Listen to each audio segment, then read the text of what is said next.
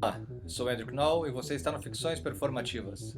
Vamos dar continuidade à leitura do texto Dramaturgias Conviviais, Formas para Experiências do Comum, tese de Luciana Romanoli, apresentada no programa de pós-graduação em Artes Cênicas na Escola de Comunicação e Artes da USP em 2019.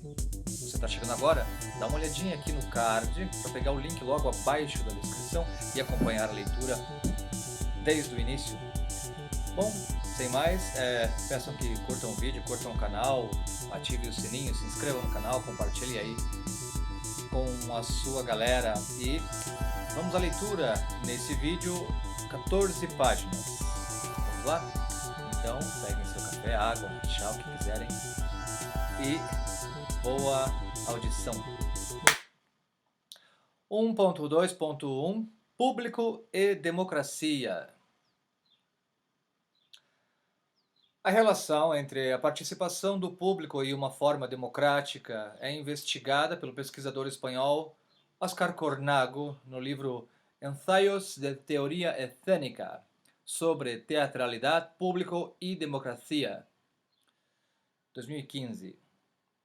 Escolhe como objeto de análise distintas práticas de artes cênicas que guardam em comum o fato de considerar a situação que dá lugar à presença do público como elemento importante do processo de criação e afirmar que a cena, além de si mesma, é também o contexto nem sempre visível que a determina e a economia que a produz.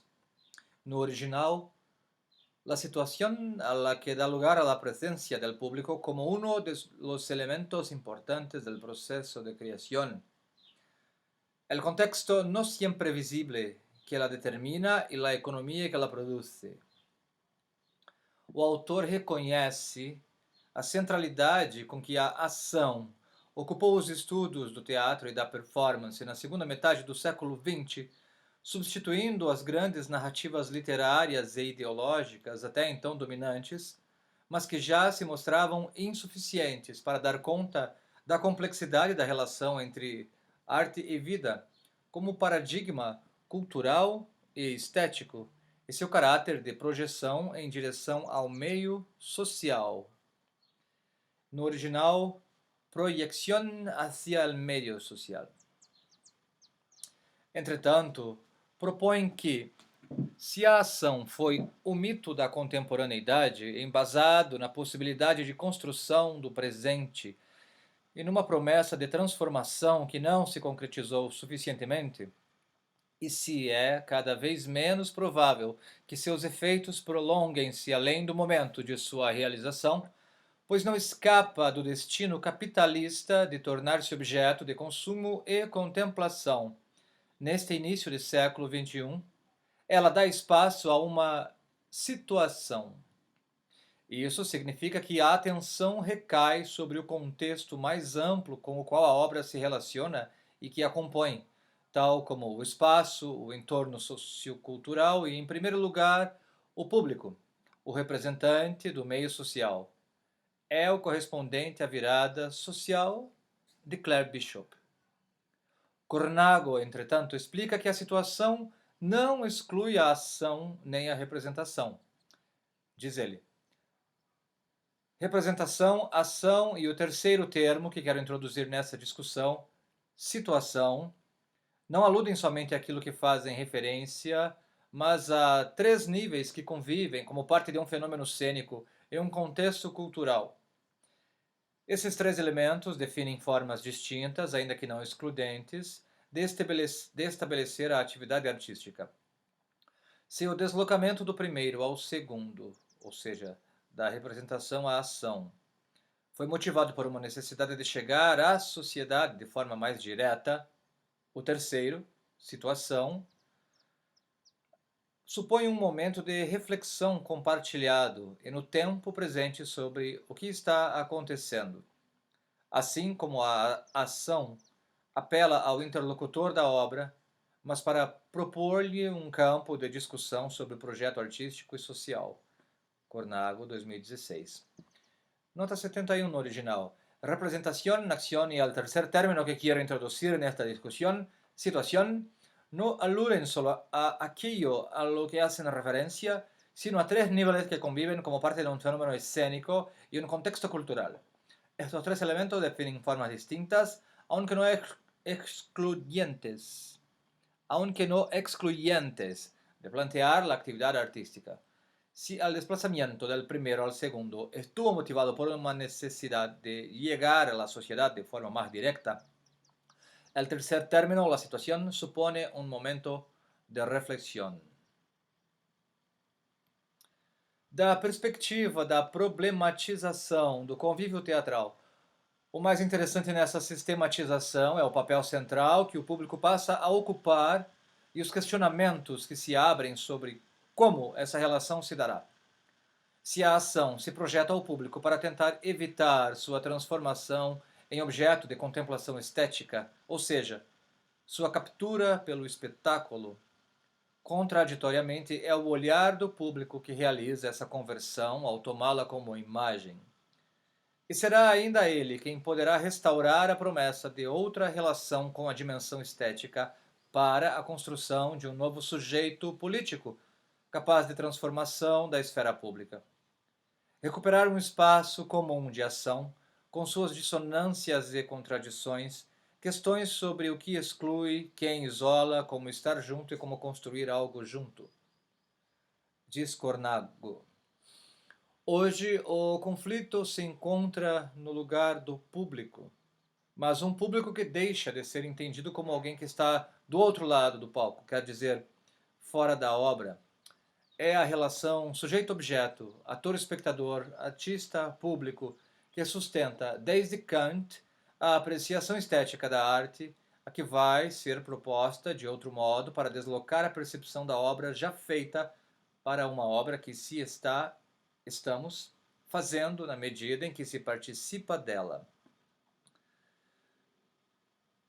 Nota 72. A afirmativa de Cornago ecoa a de Bourriot, quando diz que, hoje, a partida mais animadamente disputada no tabuleiro da arte se desenvolve em função de noções interativas, conviviais e interacionais. Nota 73, no original. Hoy el conflicto se encuentra en el lugar del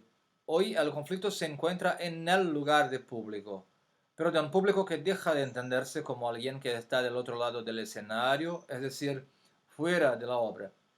Es la relación sujeto-objeto, actor-espectador, artista-público que sostiene desde Kant la consideración estética del arte, la que va a ser planteada de otro modo para desplazar la percepción de la obra ya hecha a una obra que estamos haciendo en la medida en que se participa de ella.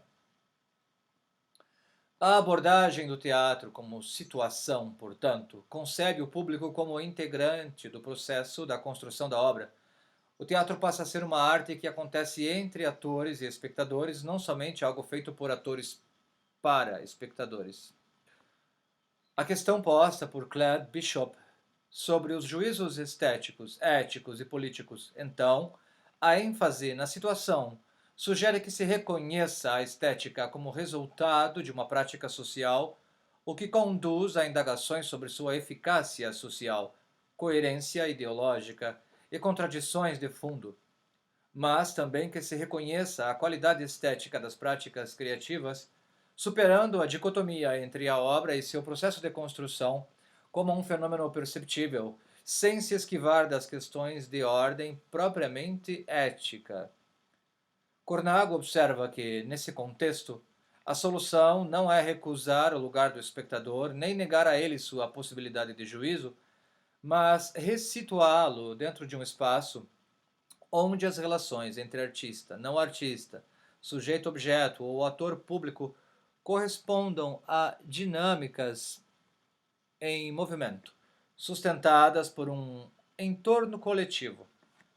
Nota 74. No original, la solución no es rechazar el lugar del espectador ni negarle su posibilidad de juicio, sino replantearlo dentro de un espacio donde las relaciones entre artista, no artista, sujeto-objeto, actor público responden a dinámicas en movimiento sostenidas por um entorno coletivo. Isso coloca em tensão o que está no meio dessas categorias, entre sujeito e objetos ou entre dois sujeitos, e que, para Cornago, é justamente o lugar onde as formas de estar junto, de relação e de projeção do sujeito se oferecem aos sentidos. Diz ele, a percepção sensorial deixa de ter uma direção única, que vai da cena ao público, da obra ao espectador, ou do objeto ao sujeito, para apresentar-se como resultado de um meio coletivo e em movimento no qual se cruzam interesses, afetos e vontades distintas. No original, la percepción sensorial deja de tener una dirección única que va de la escena al público, de la obra al espectador o del objeto al sujeto, para presentarse como resultado de un medio colectivo y en movimiento en el que se cruzan intereses, afectos e vontades distintas. O público torna-se o novo sujeito da cena contemporânea, trazendo seu contexto social para dentro do acontecimento cênico. É estimulado a tomar consciência da situação, de sua participação e possibilidade de ação nela. Isso gera uma mudança no papel tradicional do espectador, daquele que olha, para alguém que olha e é olhado, de sujeito da percepção para sujeito e objeto desta. O resultado é uma desestabilização sensível, causada pelo abalo nos limites que protegeriam o público em sua identidade anônima e que obrigam a assumir social e esteticamente aquelas dimensões que já não ficam ocultas atrás de sua condição de espectador. O público adentra uma zona indeterminada de reação e ação, que é um espaço de invenção e liberdade, um vazio que precisa assumir. Nas obras artísticas que analisa a partir dessa perspectiva da situação, Cornago identifica a opção pela ação mínima no espaço vazio de encontro entre espectadores e atores, que é o fundo sobre o qual se instaura a cena teatral ou um feito social e que coincide com nossa definição de convívio no sentido fraco. A partir daí, são geradas uma série de ações que, embora sempre constituam o teatro, nem sempre estão sob atenção, ou seja, nem sempre são percebidas como significativas. Diz Cornago, recentemente alguns projetos se centraram nelas, as ações, como forma de gerar uma situação coletiva que tem implícita uma relação prática sobre o espaço social a partir de seus elementos mínimos. O protagonista dessas ações é o público, que toma consciência de sua presença pelo feito de estar escutando, lendo, falando ou pensando. Um dos interesses da cena consiste na oportunidade de restabelecer, a partir dessa dimensão básica, os modos de encontrar-se e perceber um entorno humano.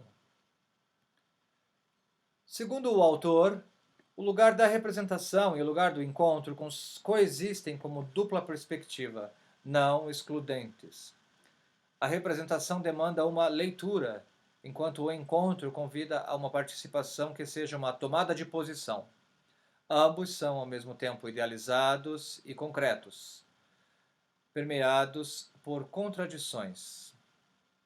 Parte dessas contradições é de ordem socioeconômica, o modo como as estratégias tanto do encontro quanto da representação se converteram em produto de consumo.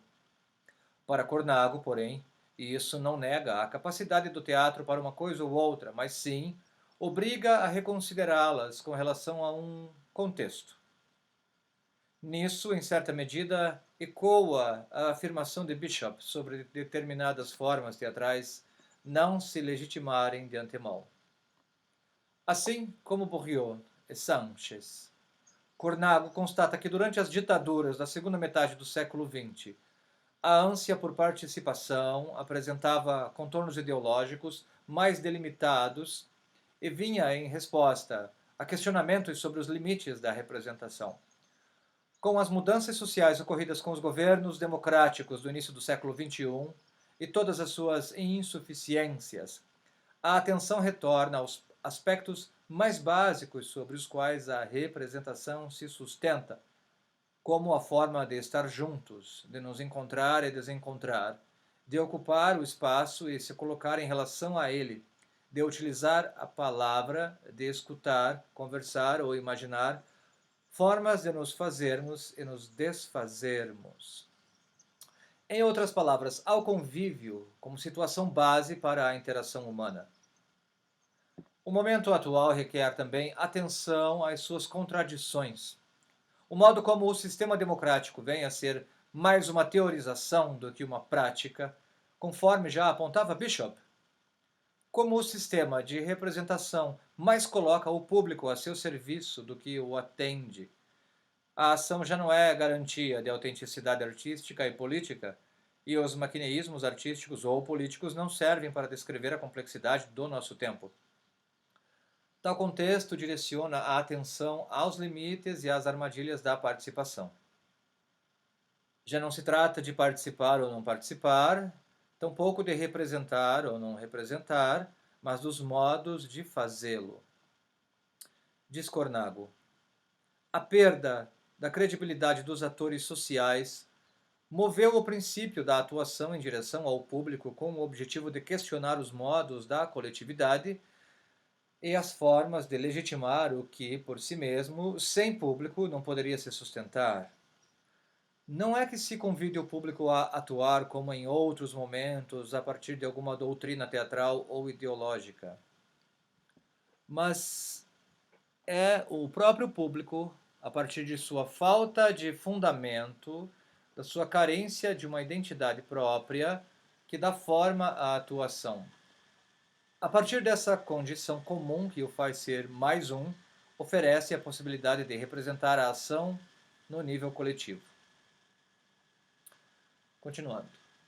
Ao mesmo tempo, o capitalismo tardio, como território de estetização e espetacularização da sociedade, demanda formas de participação menos ingênuas e mais atentas a como podem ser capturadas pelo sistema econômico e tornarem-se estratégias de manipulação social.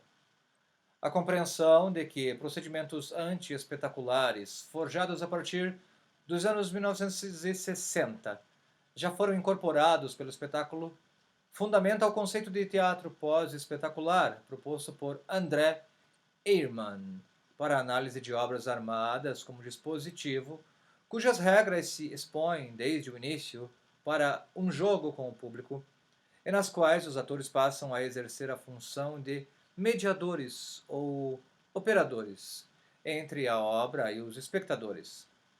Nota 82, ver Ehrman, André. Teatro post-espectacular. La alteridad de la representación y la disolución de las fronteras entre las artes. Telón de Fondo, Revista de Teoria e Crítica Teatral, dezembro de 2012. Continuando. Dentre os exemplos que já se apresentaram ao público brasileiro estariam os espetáculos dispositivos de Rimini Protocol, a obra 100% São Paulo, e também Roger Bernat, a obra Domínio Público. Ehrman concebe o teatro pós-espetacular em oposição à demanda pelo encontro de presenças cara a cara, como a possibilidade de instaurar um desencontro. Nota 83. Ehrman parte do pressuposto de que a sociedade do espetáculo exige uma presença permanente, que exige esse cara a cara com os artistas. Discordo dessa posição, considerando que é mais marcante na sociedade atual a virtualização das relações, e esta se dá pela supressão das presenças, como se vê nas subjetividades produzidas por dispositivos como computadores, smartphones, smart TV, e por redes sociais como Facebook, ou Instagram, Skype, WhatsApp, que em breve deverão estar obsoletas e substituídas por formas mais eficientes de contato virtual. É esse acirramento do tecnovívio, manifesto na Fórmula 24/7, que faz do cara a cara e do convívio, ainda e cada vez mais, uma falta. Nisso há não imediatez, mas uma demanda por um encontro tátil, territorializado, onde dois corpos possam se afetar mutuamente, fisicamente. Nota da autora. Retomando, Herman concebe o teatro pós-espetacular em oposição à demanda pelo encontro de presenças cara a cara, como a possibilidade de instaurar um desencontro. A frustração decorre de se deparar com um ator deslocado de seu lugar frontal e destituído da responsabilidade pela obra que seria repassada ao público. Este é instado à autorreflexão diante do vazio como espelho, a partir do qual terá de decidir suas ações. Avançando para além das considerações de Ehrman, Cornago apresenta como exemplos os trabalhos da dupla Ana Borralho e João Galante, que concebe o teatro como laboratório social no qual o público seja sujeito e objeto. Aspas. Quase sempre começamos um processo de criação nos perguntando como colocar o público, como situá-lo, o que vai fazer, qual será o seu papel. O público, não a obra. Nota 84. No original, casi siempre comenzamos un proceso de creación preguntándonos cómo colocar el público, cómo situarlo, qué va a hacer, cuál será su papel, el público, no la obra. Borralho e Galante, Apud Cornago, 2015. Dentre seus trabalhos, World of Interiors foi apresentado no Mirada Festival Ibero-Americano de Teatro de Santos em 2016. Uma sala vazia é preenchida pelos corpos de atores deitados sobre o chão, com fones de ouvido, pelos quais escutam o texto, que repetirão em volume muito baixo. Os espectadores adentram esse espaço e, para ouvirem as falas, precisam se abaixar muito perto de um dos atores, enquanto estes permanecem alheios às presenças que os cercam. Cabe a nós, como público, descobrir por nós mesmos, individual e coletivamente, como reagir, como agir, como interagir. Há os que se deitam ao lado de um ator e ouvem o relato inteiro, ou passam de um ator a outro, costurando pedaços de falas, os que se sentam onde é possível ouvir e os que se sentam onde não é possível ouvir, os que observam a cena formada por atores e espectadores e, em consequência, os que são observados, os que saem da sala e os que ficam, os que voltam e os que vão embora. E todos esses podem ser momentos distintos de um mesmo espectador. Eis um exemplo de ação mínima, mas que desperta a preocupação, tal como expressada por Rancière, como vimos anteriormente, de que algumas proposições cênicas focadas na presença possam colocar pressão demasiada sobre o espectador. Quanto a isso, prefiro não fazer uma afirmação categórica. As experiências hão de ser diversas para diferentes públicos, mas gostaria de comparar rapidamente o espetáculo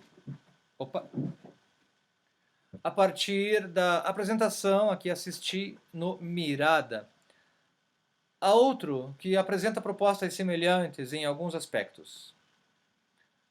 A obra Manifiesto de Niños,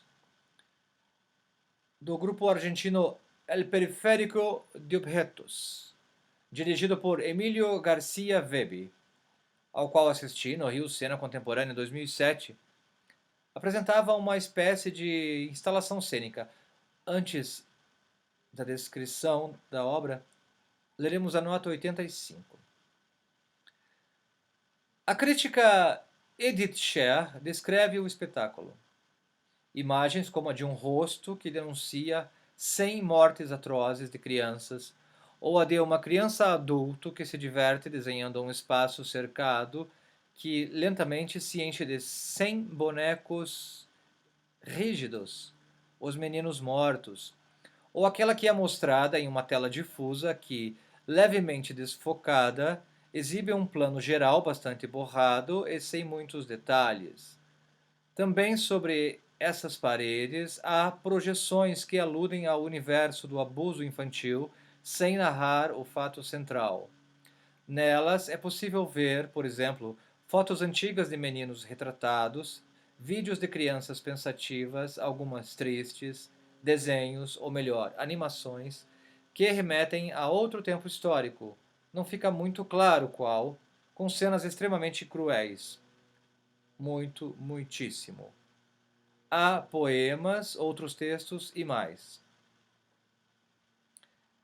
Retomando.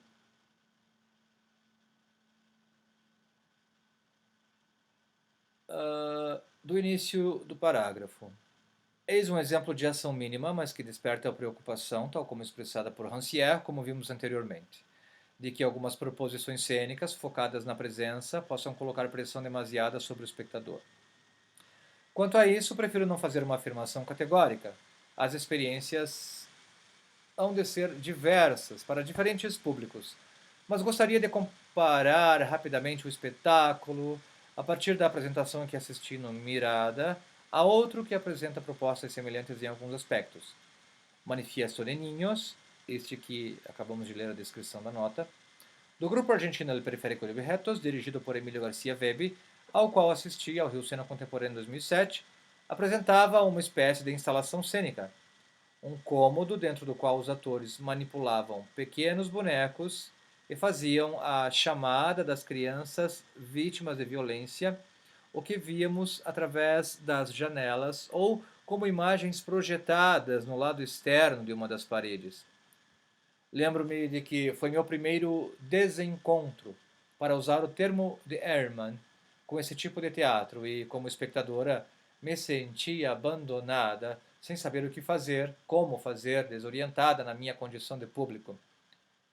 Mais tarde, após ver mais teatro e certamente estudar mais teatro, a impressão sobre aquele desencontro se transfigurou e sua memória ficou como a de uma experiência potente que veio a somar-se com outras na minha compreensão da arte e da vida como espaços de experiência, de experimentação, de posicionamento, de exercício de liberdade para além das convenções sociais amarradas.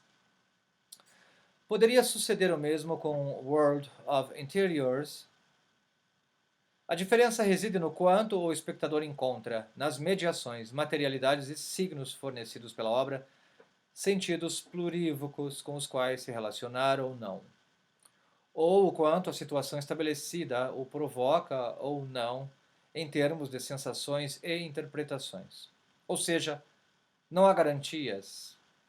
A partir de minha experiência como espectadora, posso dizer que, enquanto o grupo periférico fornece elementos de mediação, textos, bonecos, projeções, etc., capazes de gerar sentidos concretos sobre a violência contra a infância, como fios que posso desenrolar a partir de minhas vivências e interesses, as narrativas de World of Interiors ficaram como retalhos soltos, quase sem afetação. Aí está o critério estético que Claire Bishop solicita, na elaboração poética que sustenta o encontro proposto e que será o estímulo deflagrador de relações que não se pode prever completamente. Em muitos desses trabalhos, o público também precisa descobrir como agir a partir de uma construção simbólica arquitetada pelos artistas. A pressão sobre o espectador não é para que ele produza sentido a partir do vazio, mas de um embate provocador com uma ficção em ação.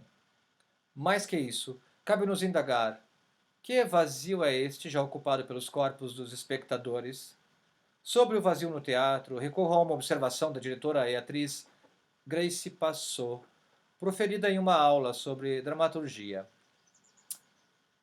Diz ela: no vazio dos primeiros minutos de uma peça, o que habita é o tempo presente, a cultura da sociedade. Um tempo vazio, vivo, povoado pelo momento. Interessa-me construir o vazio, mas o vazio visível. Informação verbal. Nota 86. Fala de Grace Passot, no núcleo de dramaturgia do Galpão Senior, em Belo Horizonte, 2 de agosto de 2013. Isto é, ao direcionar a atenção, percepção das pessoas presentes a essa base do convívio, ainda esvaziada, mas nunca totalmente vazia de poieses, o que salta à posição de visível, sensível e dizível são o tempo, os corpos, seus gestos e os discursos que esses carregam da cultura em que estão inseridos. Desse modo, o acontecimento não depende somente da cena construída pelos performers, a responsabilidade pela sua efetivação também é do público, do que ele faz e de como ele simboliza o que faz, sente e observa. Uma responsabilidade que não é simplesmente repassada, ela passa a ser compartilhada. Nesse sentido, evocamos outro comentário de Grace Passot sobre a necessidade de definir com qual nível de interatividade tratar o público, qual pacto e com quais limites propor ao elaborar uma dramaturgia. Segundo ela, e aqui ecoa Cornago, uma proposta de jogo teatral não deve ser ingênua, mas levar em consideração as maldades do público e aquele que se nega a jogar e ficar observando, distanciado. Esta observação é importante para que não se conceba a relação com um público idealizado. Podemos, então, concordar com Roncière que não se trata de excluir os atores e colocar o espectador em seu lugar para que se estabeleça uma relação emancipada, mas de deslocar tanto o público para que este seja levado à autorreflexão de sua condição, como uma estratégia para a desautomatização do acontecimento teatral e de seus sujeitos, quanto os atores. Assim, a distância do olhar se reconfigura. Quem olha torna-se parte da cena, sem deixar de estar fora dela. Além disso, para que a participação se efetive, são necessárias regras que a regulem, ainda que estas regras sejam transgredidas. São essas regras que delineiam o pacto entre atores e público, funcionam como marcos, disparadores de reações sem os quais o público, no limite, talvez nem se configure enquanto tal, pois a distância que inaugura a situação teatral não se estabelece. Esses exemplos cotejados comparativamente levam a indagações expressas por Cornago. Diz ele: como conciliar a coerência interna da obra enquanto um sistema próprio, com a necessidade de fazê-la frente a um público? Como estabelecer a relação entre autonomia e dependência? E diria mais: quanto de criação poética, de sentidos concretos, de regras e convenções oferecer para que o público não paralise no vazio? Ou no sentido inverso, quanto de realidade uma obra artística aguenta? Diz Cornago: abrir a construção do sensível ao sujeito da percepção implica situar-se em um meio aberto que não controlamos e aceitar o desconhecimento que isso produz, uma situação na qual nada vai acabar sendo exatamente como se espera, ao menos se ao público é oferecido realmente o espaço para intervir com uma certa liberdade.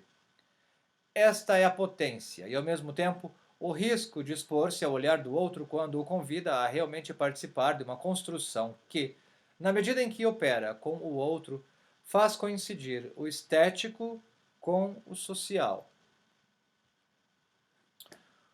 Cornago exemplifica com El triunfo de la libertad, de Laribot, Juan Domínguez e Juan Loriente, uma obra fronteiriça, feita por artistas com histórico na dança, mas que a chamam de peça para teatro.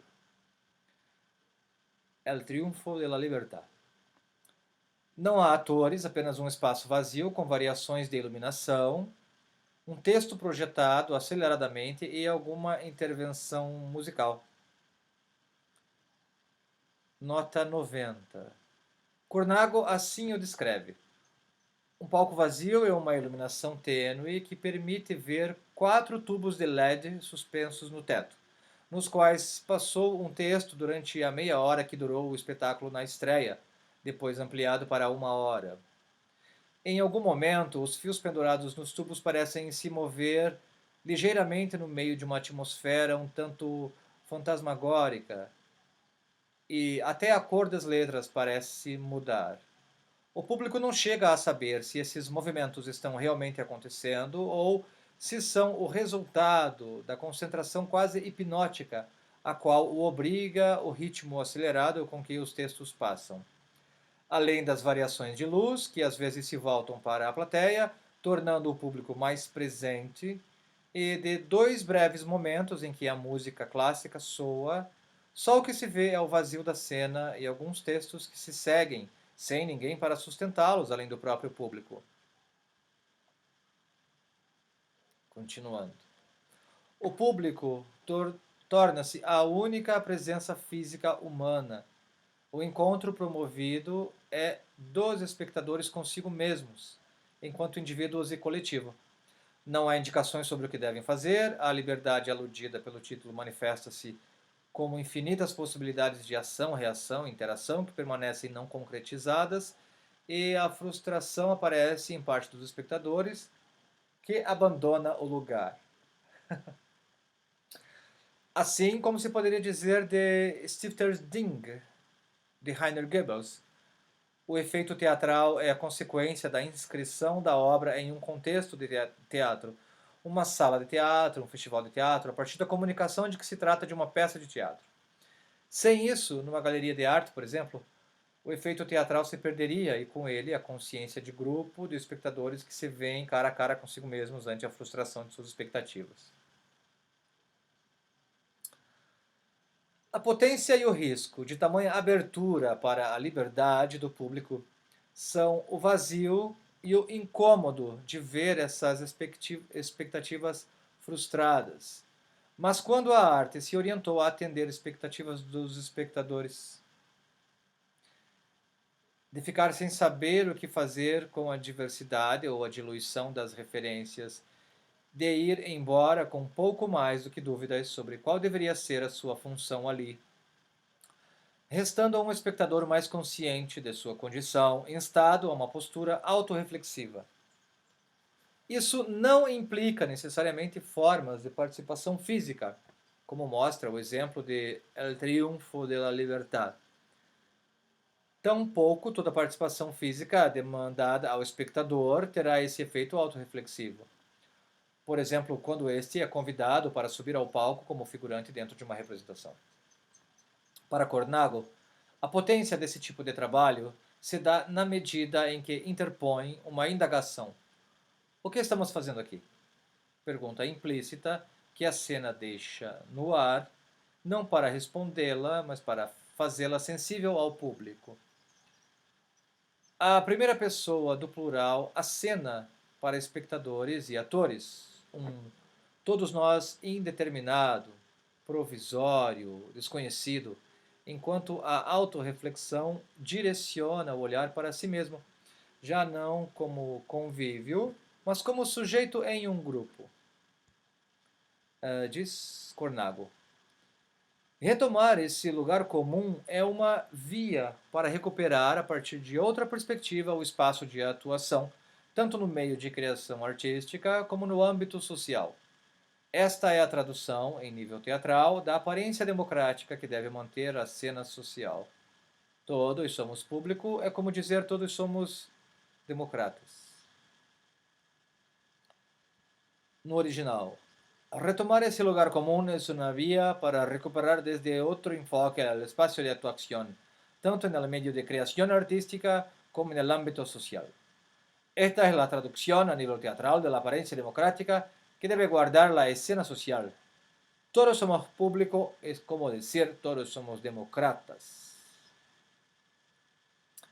Essa consciência de ser entre muitos inaugura um plano comum, físico e imaginário, ideal e concreto, que representa outra abstração, a sociedade, de modo que se pense o público como uma representação dessa sociedade.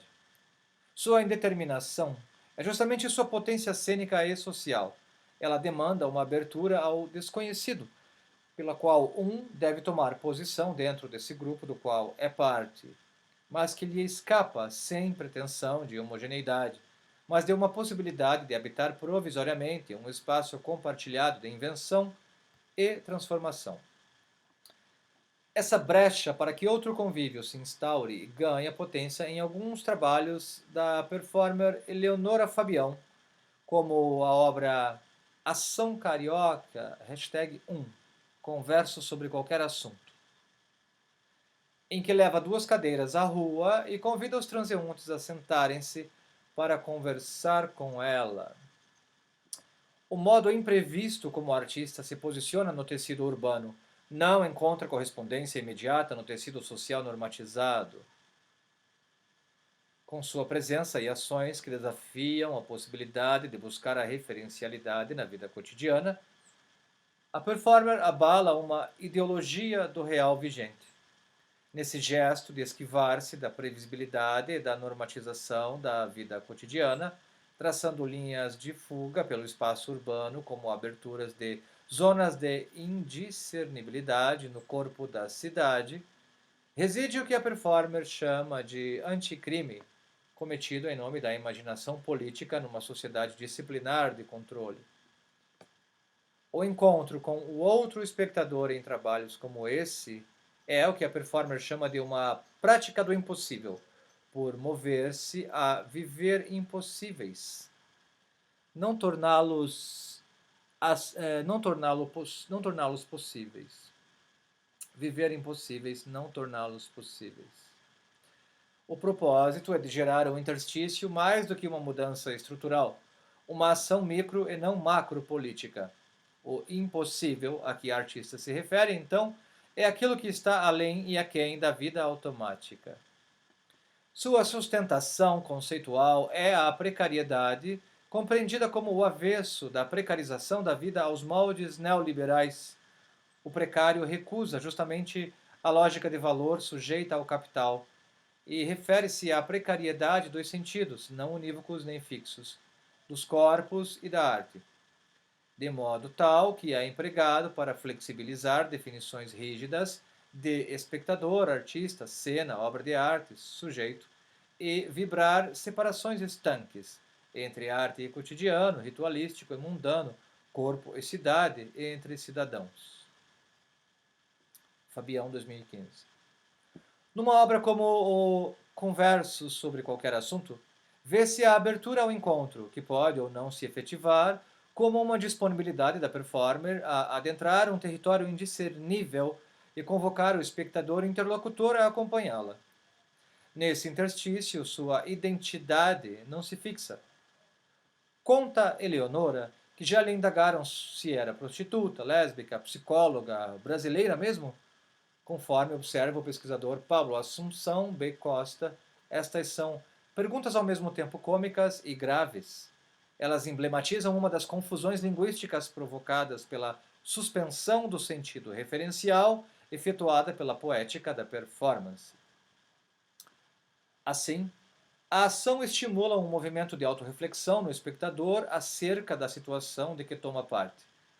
Embora destituídos os lugares estabelecidos no teatro e abalada a distância do olhar que caracterizaria a condição do espectador, não me parece, contudo, que este chegue a se constituir como outro performer ou ator, pois, como interlocutor, não é ele o autor da proposição, não partem dele as regras, a estruturação dramatúrgica, as formas de fazer, enfim, o programa da performance.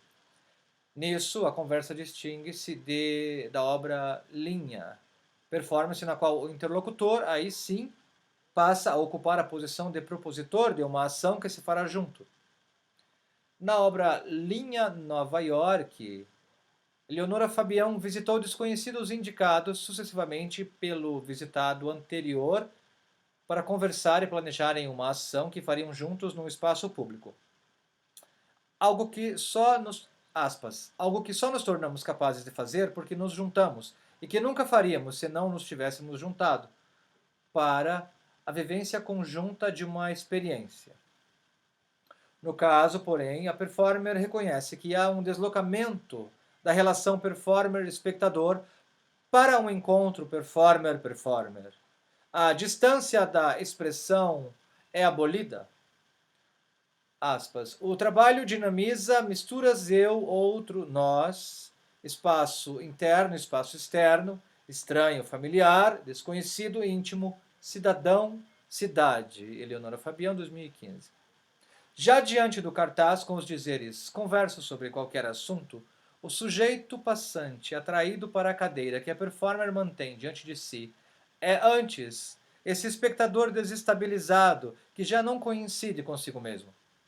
Para que o encontro aconteça, contribui a receptividade manifesta no corpo da performer e o modo como ela conduz uma negociação de poder diante desse outro, desde a interpelação até os efeitos gerados e os contra-efeitos, num processo de retroalimentação contínuo que gera uma coimplicação dos corpos dela e do espectador, caso este também se coloque receptivo e aberto. Então, ele será não performer, mas coprodutor de dramaturgia, e a relação entre ele e a performer será a conduta da dramaturgia. Diz Costa. Dramaturgicamente, Eleonora precisa do outro para suplementar seu ato. A sua poética se estrutura como materialização do encontro. A responsabilidade de Eleonora ativa a responsabilidade do outro, e é esse angulamento cruzado que compõe uma dobra estética do espaço público. Continuando. Como ferramenta fundamental, a receptividade da performer transforma o corpo em campo. Aspas. Não tenho a ilusão de compreensão mútua, nem desejo de passar qualquer mensagem pré-estabelecida, longe disso. Trabalho para a cocriação de sentidos momentâneos e compartilhados, para a criação conjunta de um campo relacional. Fecha aspas. Continuando. Nesse espaço criado, sua ação é política na medida em que se interpõe a um governo da vida social pelo medo como afeto político de desmobilização, gerador de um sentimento de impotência, tema também das reflexões do filósofo Vladimir Safatli, como veremos adiante.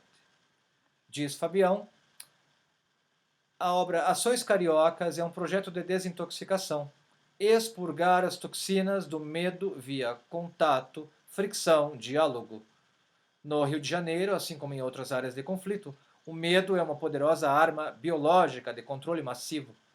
O que me guiou foi criar modos de pertencimento ativo que recusam a cultura do medo e a lógica da violência. Continuando. O convívio extracotidiano que a performer instaura com suas ações no tecido urbano é o anticrime de propor outra imaginação política para relações sociais fora da lógica do medo e do isolamento. Ao propor novos modos de sentir, experimentar, vivenciar a cidade, por meio de ações simples, precárias em sua recusa ao valor do capital, Fabião faz de seu corpo e suas ações campos de resistência política às normatizações da vida e da percepção, o que se desenha num campo micropolítico, molecular, não do embate entre discursos explicitamente antagônicos, como na arte política conforme tradicionalmente concebida, mas da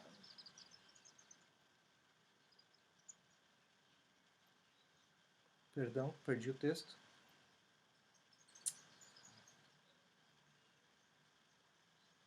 Retomando, perdão. Do início do parágrafo. O convívio extracotidiano que a performer instaura com suas ações no tecido urbano é o anticrime de propor outra imaginação política para relações sociais fora da lógica do medo e do isolamento. Ao propor novos modos de sentir, experimentar, vivenciar a cidade por meio de ações simples, precárias em sua recusa ao valor do capital, Fabião faz de seu corpo e suas ações campos de resistência política às normatizações da vida e da percepção, o que se desenha num campo micropolítico molecular, não do embate entre discursos explicitamente antagônicos, como na arte política conforme tradicionalmente concebida, mas da continuação corpo a corpo, por um exercício, mas da contaminação corpo a corpo por um exercício experimental de liberdade. 93. Nota. Expressão que vem de Mário Pedrosa. Foi apropriada por Gret Bailey para um estudo sobre performance na América Latina dos anos 60 e 70 e é retomada por Pablo Assunção B. Costa em sua análise do trabalho de Eleonora Fabião. Continuando. Em sintonia com essa abordagem micropolítica, nota 94.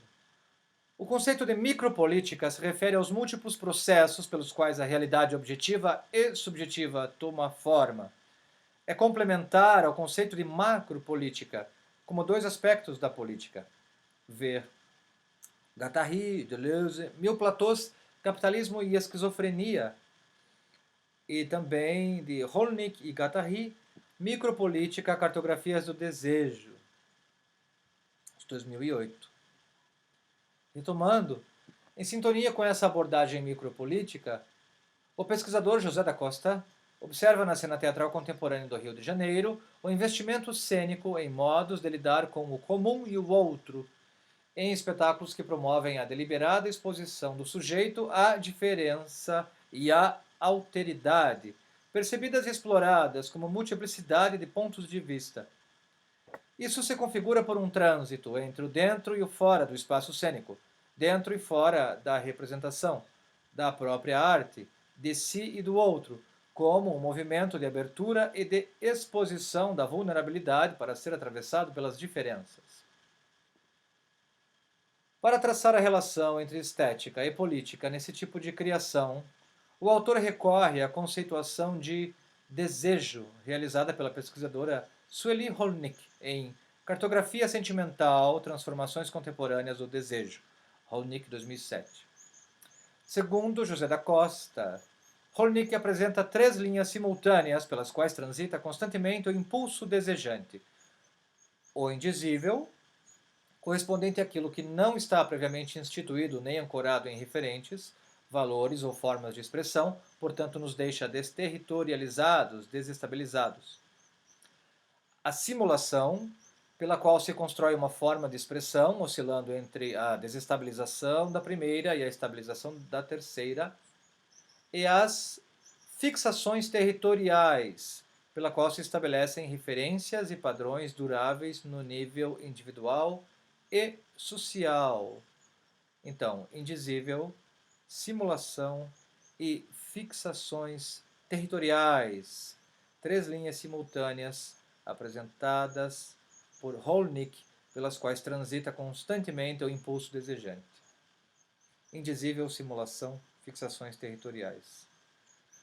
No entanto, o atual estágio do capitalismo neoliberal, voltado à produção de bens imateriais e ao aprisionamento das subjetividades às necessidades de consumo, o desejo criador é capturado pela mídia e pelo capital, de modo que a fragilidade da desestabilização presente no gesto da criação passa a ser sentida como carência a ser preenchida pela acumulação, o que só aumenta os sentimentos de falta e humilhação.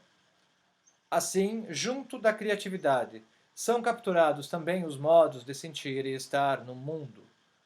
A psicanalista indaga, então, sobre quais estratégias possíveis para que a arte escape a essa captura. Diz, então, Holnick o seguinte: como se opera em nossa vitalidade o torniquete que nos leva a tolerar o intolerável e até a desejá-lo? Por meio de que processos nossa vulnerabilidade ao outro se anestesia? O que pode nossa força de criação para enfrentar esse desafio? Que dispositivos artísticos estariam conseguindo fazê-lo? Quais deles estariam tratando o próprio território da arte, cada vez mais cobiçado e ao mesmo tempo minado pela cafetinagem que encontra aí uma fonte inesgotável para extorquir mais-valia de criação, de modo a incrementar seu poder de sedução? Em suma, como reativar nos dias de hoje, em suas distintas situações, a potência política inerente à ação artística e esse poder de encarnar as mutações do sensível, participando assim da reconfiguração dos contornos do mundo? Holnick 2011. Continuando. As práticas teatrais discutidas por José da Costa, assim como também as ações de Eleonora Fabião, constituem-se então como processos de singularização, como agenciamentos pontuais libertários ou linhas de fuga às formas de percepção, de desejo, de sentimento padronizados e padronizadores.